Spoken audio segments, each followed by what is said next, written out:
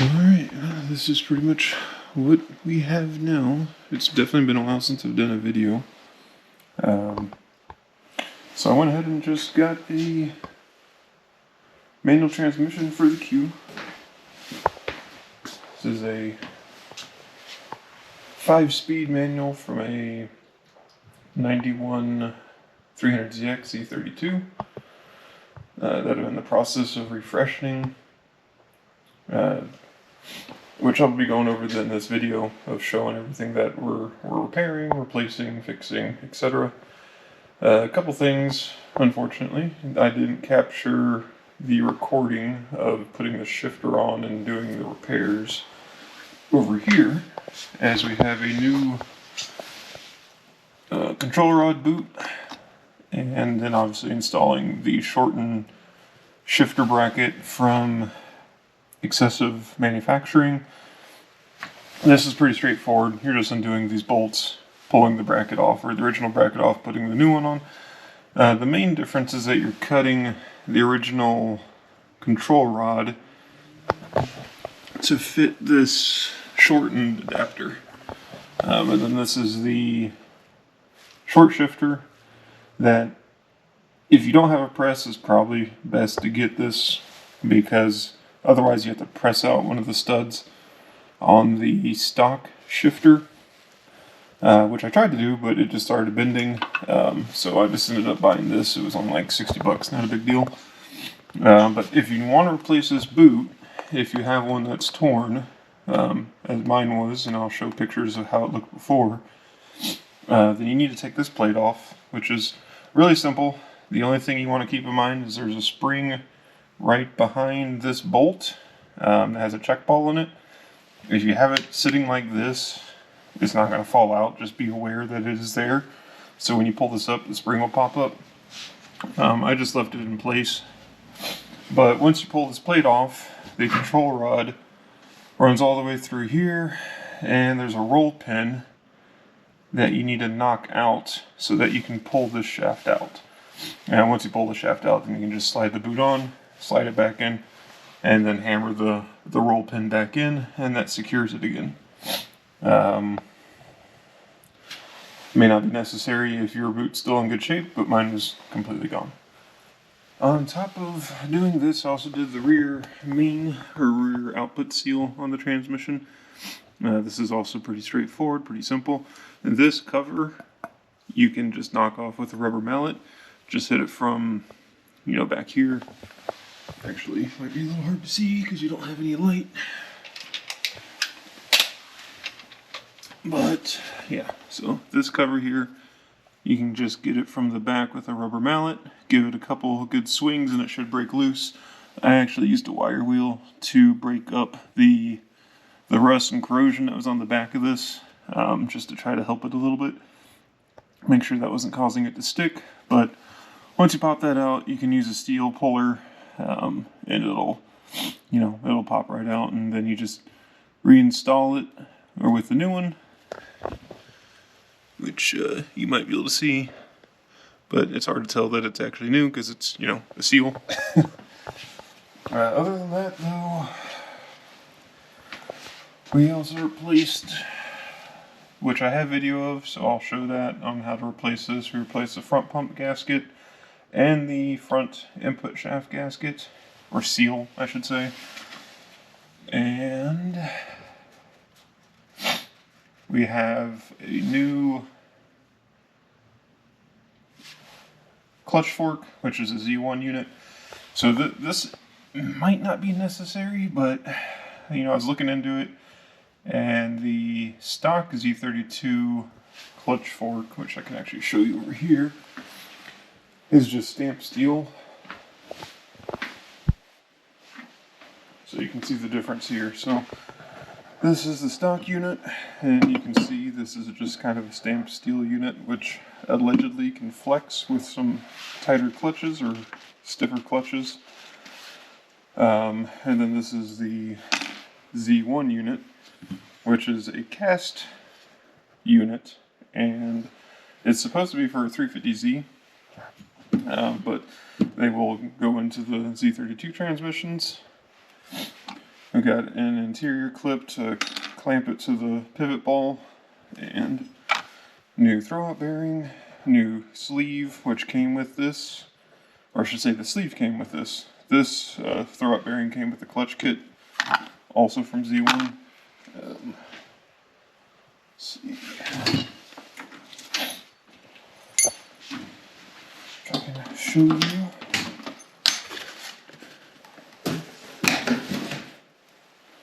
Everything's kind of a mess because, as you might have seen, I'm not in the previous shop space I had before. So this is my single car garage doing a clutch or a manual transmission swap in a single car garage. Should be fun. Let's see. So let me go back and get my light. So now we've got the Z1 NA 300ZX clutch kit. So this includes pressure plate, the flywheel, clutch disc. This is a light and steel flywheel because that's just how the kit comes. These are, I think they claim this is the highest rated horsepower torque for an NA 300ZX, so this is probably equivalent to about a stock VH45, you know, or can handle a stock VH45, so it should be fine, since I have exhaust and a, quote-unquote intake. Doesn't probably do anything except make noise, so I'm not expecting any issues with the clutch. This is just the most affordable option I had to get the flywheel, the pressure plate, the clutch disc, as well as the throwout bearing, which I needed. And so we got new clutch fork rubber as well. So I had to order this separately because mine was it ripped apart when I had to pull it out to get the original clutch fork out. Get a new pivot ball for the Z1 kit since there's a difference. So this is the stock one. You can see how long it is compared to the new one. Just to offset the differences in the clutch fork, I'm assuming. But yeah, that's pretty much where we're at. For this series, I'm going to probably break it up into multiple videos instead of trying to cram everything into one video, because that would just be terrible for everyone, I think. Just trying to fit all the information in. Because again, the main reason I'm doing these videos for this is because there's just a lack of information out there for Q45s. Especially doing these swaps. I mean, you can kind of find information on like the old Nico forums and stuff like that, but you're talking almost 20 years old now. So trying to have some modern information here would be good, just to, in case anyone actually wants to do these, they're kind of aware of what they're in for. I have started pulling some of the stuff for the transmission, but the original transmission's still in there at the moment. I'm hoping to get that removed here soon. I just have to take out the torque converter bolts and the mount. I think that's pretty much it though. And so yeah, we'll transition into kind of going through the process of doing some of the maintenance work and getting this ready for the swap. We're going to start on the control rod modification. Unfortunately, like I mentioned earlier, I don't have the footage of this, but the gist of it is that you're cutting this nub off the control rod, and that will then allow you to remove the U-joints essentially, or at least the bearing caps from the U-joints, because you need to transfer the U-joints to the adapter, which I'll show here soon. This is just showing that these U-joints can be removed easily, or the bearing caps can be removed easily once you actually cut the rod. This is the stock control rod here. I'm just using the tool vise, so minimal effort once you actually get it cut. I will say be careful when you're cutting the control rod, because once you cut that one ear off, that one side is very loose, at least in my case, and can fall easily, and you don't want it to fall and then have all the needle bearings come out of the bearing cap, because then you're going to have a sad time. Ask me how I know. So again, this is pretty straightforward. Once you get it taken off, it takes minimal effort, at least in my case. Maybe if you have, really worn out bearings or rust or corrosion, it'll be a bigger issue. But just use some sockets to fit easily, press it out, and then you're going to transfer these to the replacement, or the adapter. And this is the adapter in question. Again, this is from Excessive Manufacturing. This is pretty much where all the parts for the swap came from. This adapter is obviously much shorter than the stock control rod, and how it works is that middle bolt is what is going to keep the assembly together. If you fully pull that middle bolt out, and then obviously the shifter bolt in the back, then you can split the two halves. So you're putting the bearing cap from the original U-joint on both ends of it, and you're just going to sandwich it to the stock U-joint to get everything back together. Once it's together, then you're tightening that middle bolt to keep it secure. And here's the process for installing the bearing cap into the adapter. I start out with just using some silicone lubricant.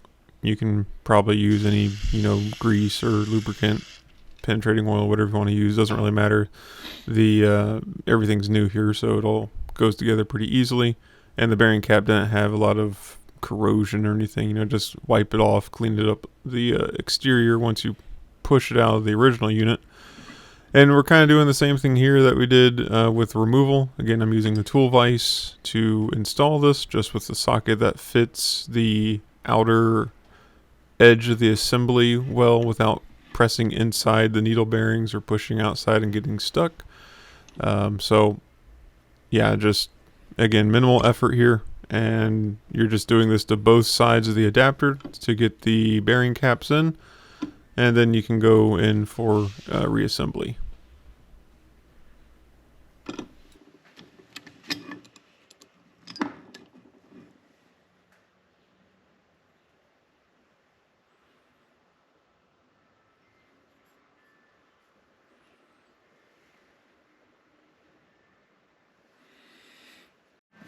This was supposed to be the footage of installing it, but I guess I messed up pressing record. But this is how the adapter looks once it's actually attached.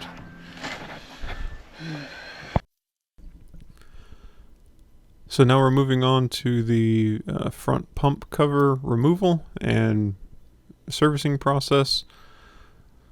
So the main thing to keep in mind on this, obviously it's very straightforward to pull this, or at least loosen the bolts in the front. But the main thing I want to point out is at this point, because I've seen a few people comment on, how do you get the front cover off, because it seems like it's stuck. You can see there's 3 tabs on the cover, one at the top, one in the lower left-hand corner, one in the lower right-hand corner. These are the main areas that you're wanting to apply pressure to try to break it loose. They are awkward to get to, except for the one at the bottom, the one that you can just go through the clutch fork hole to access. That's the one that you really want to, put some effort on and give it a good little whack to break it loose or put some pressure on it. Once you get it to crack, then you can just pull it off or apply a little pressure at the top and it'll pop loose. The old gasket is a paper gasket, and these transmissions are 30 years old now. This gasket does not want to come off easily, at least not for me. I expect it'll be the same for everyone else. The replacement gasket is a metal gasket, though it's a crush gasket, which is very nice, so you don't have to deal with this again if you ever need to pull this off. And also the 3 bottom holes need thread sealant in them. The factory service manual shows that these need to have thread sealant in them. You'll even see the thread sealant on the bolts that you pull out and in the holes. So just be aware that when you go for reinstallation, you need to put thread sealant on those lower 3 bolts. So speeding up the process here a little bit. I'm not going to complete or show all the footage of taking this gasket off because it probably took me a good 30 minutes, 40 minutes to get this gasket off. Just using a combination of a standard gasket scraper and then using only the razor blade to get in some of the tighter areas. The main thing is you really just need to get it started. Once you can get the razor in there underneath the gasket to lift it up, you just got to kind of keep working it. You can kind of pivot the razor back and forth to give you some more progress as you go along. It's just slow. There's not an easy way to do it.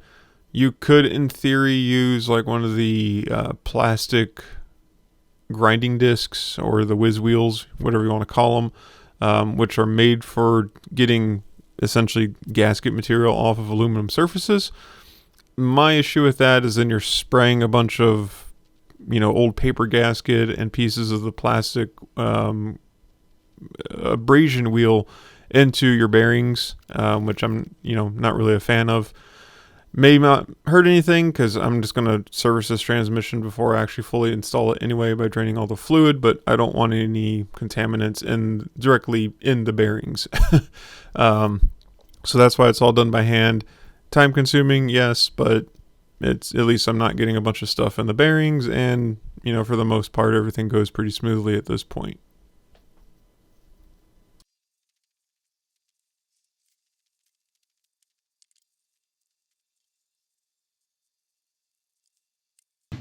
So now we're moving to the front input shaft seal. This is just a rubber seal pressed into that front pump cover. So I'm using just a pretty standard seal puller that you can find at most auto parts stores. There might be an alternative way to get this out, but this is the easiest for me.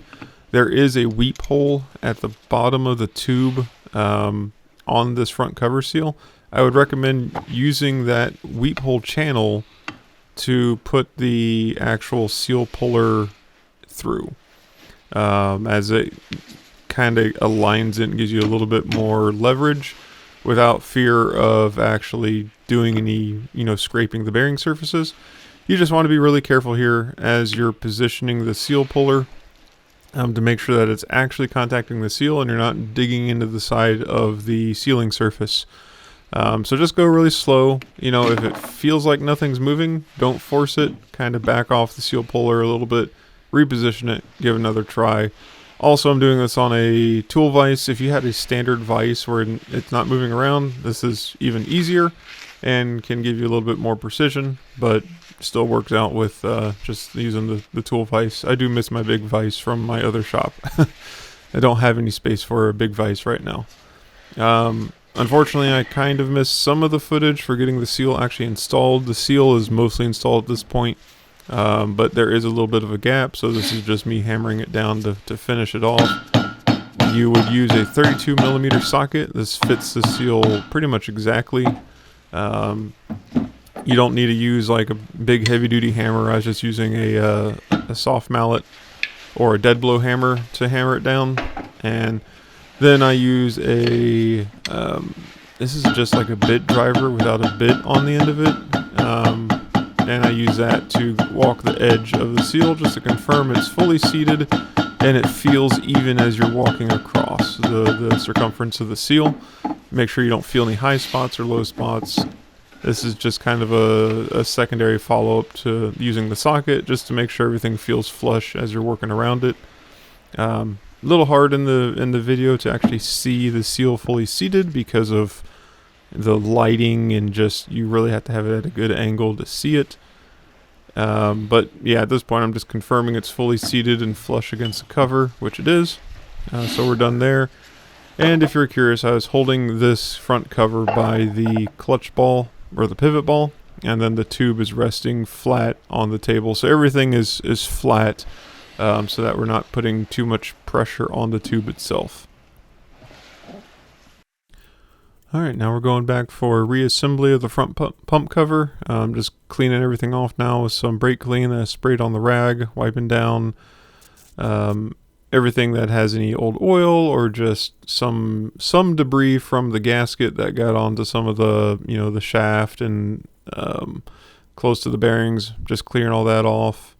I'm also going around and just feeling around where the gasket seals with my finger to make sure I don't feel any like really high spots. You might see a little bit of blemishing or discoloration, but as long as I can't feel it, I don't really care about it. The metal gasket will seal it there. So now we're going with actual installation of the pump. Again, for the bottom 3 bolts, those all need thread sealant, which I will, you see there, I got it on the bolt. So those 3 bottom bolts all need thread sealant.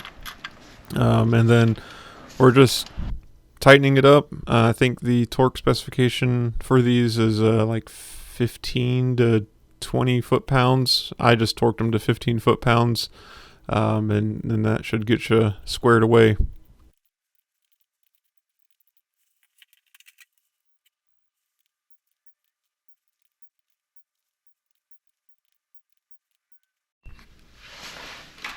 And this is just removing the clutch pivot ball, or the stock one. I have an 18 millimeter socket, but it doesn't fit for some reason. So I had to use a wrench, an 18 millimeter wrench, to pull this off. So yeah, if you need to, you can use this. If your socket doesn't fit, you can just run a wrench straight through here, either the open end or the closed end, and break it loose and then turn it off from there. And then the replacement goes on without any issue. I believe it was a 19 millimeter for the replacement.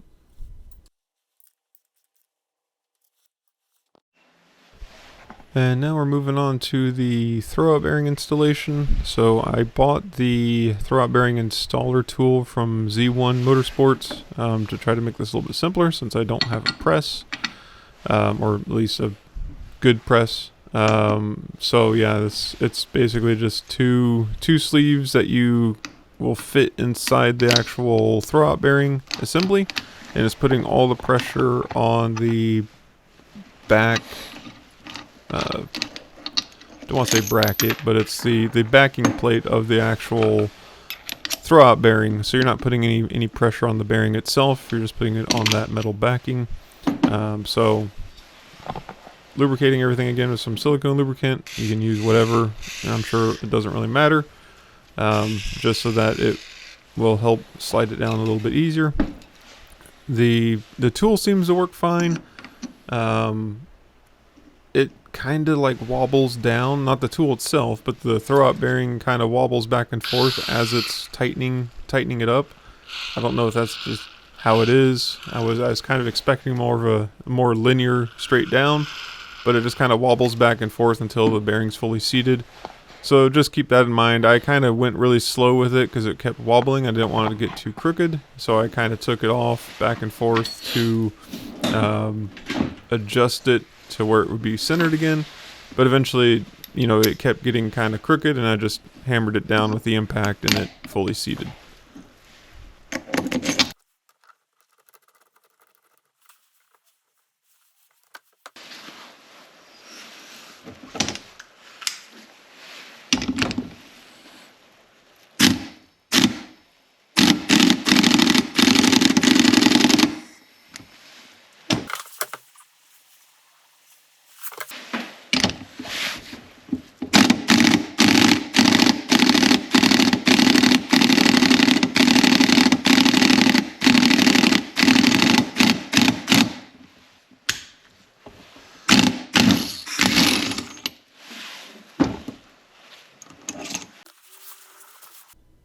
Now we're just going and installing the retaining spring for the pivot ball on the replacement clutch fork. Just kind of squeeze the edges of it to get it to compress, and then just kind of work your way around with a pick or, pliers or whatever is suitable. It's not too difficult to actually get in there.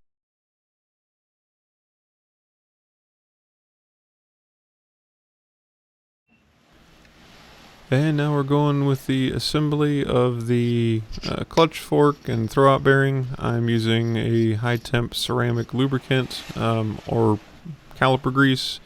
Looks like this is also a recommended lubricant for these. due to, again, the cold weather, a lot of these, like I mentioned, a lot of these recordings were done when it was probably 20, 30 degrees. So I put some lubricant on that rubber boot because the clutch fork just it did not want to slide through and kept getting bound up. And then the rubber was starting to pull around. So that's why there's lubricant there. You may or may not need it. And then we're just installing the clutch fork and the throwout bearing. Just get the clips on the back to align with the slots on the clutch fork itself to hold it in place. But yeah, otherwise pretty straightforward. I kind of do some range of motion because I wanted to see, make sure everything was set up correctly, to where I fully push down the clutch fork to make sure it doesn't like bind or anything like that. Just to make sure there's no issues with the replacement clutch fork, or the throwout bearing, or anything like that. And then I just wipe off the excess grease, so that way it's not potentially contaminating anything. I know it's not a big deal, but I don't want to contaminate a new clutch with some grease.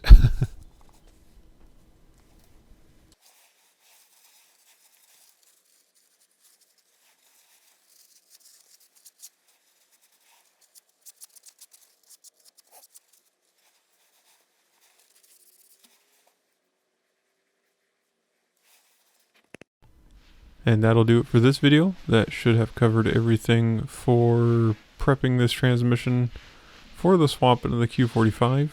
Our next video is going to be about the actual removal of the transmission, and getting the flywheel installed, and also most likely removing the exhaust manifolds and doing the modifications needed to get them to clear the bell housing and the starter.